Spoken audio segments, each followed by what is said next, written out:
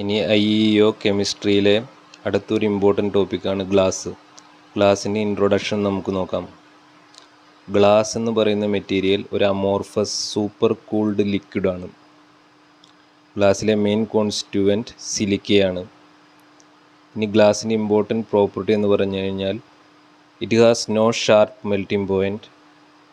ഒരു melting point ഷാർപ്പായിട്ട് ഉണ്ടായിരിക്കില്ല. അതൊരു ഇമ്പോർട്ടൻ്റ് പ്രോപ്പർട്ടിയാണ്.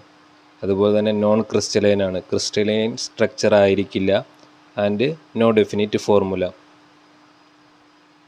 Also it is a good electrical insulator.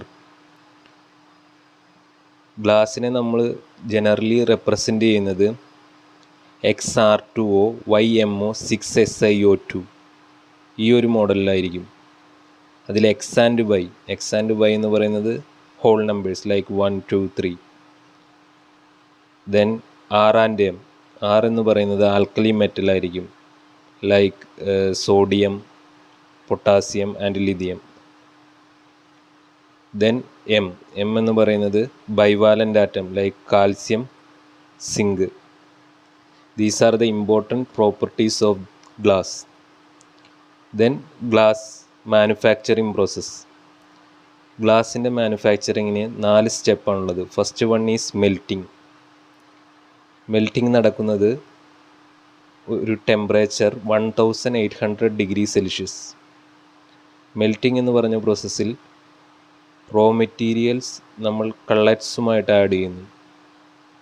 ഈ കള്ളറ്റ്സ് എന്ന് പറയുന്നത് these are broken glasses that act as flux during manufacture. Then decoloriser. മെൽറ്റിങ്ങിലാണ് ഡീകളറൈസർ നമ്മൾ ആഡ് ചെയ്യുന്നുണ്ട് ഗ്ലാസിൻ്റെ കളർ റിമൂവ് ചെയ്യാനായിട്ട്. Then second step that is forming and shaping. അതായത് ഗ്ലാസിനെ മൗൾഡ് ചെയ്തെടുക്കുന്നു ഡിസൈഡ് ഷേപ്പിലേക്ക്. Then third one annealing. Slow cooling is called as annealing. Then fourth one finishing, cleaning, grinding and polishing.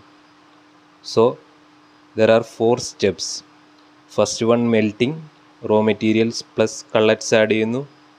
Then forming and shaping, അതായത് ഗ്ലാസിനെ mould ചെയ്യുന്നു. Annealing, ഗ്ലാസിനെ cool ചെയ്യുന്നു. Then shaping. Then നമുക്ക് ഗ്ലാസിൻ്റെ കോൺസ്റ്റിറ്റ്യൂവൻസ് ഏതൊക്കെയാണെന്ന് നോക്കാം. The first and major constituent of glass is silica. It is the major constituent and it is used in the form of pure quartz. Then lime. Lime is used in the form of limestone or marble. Then third one soda. Soda is act as accelerator. Potash. It makes glass fire resistant.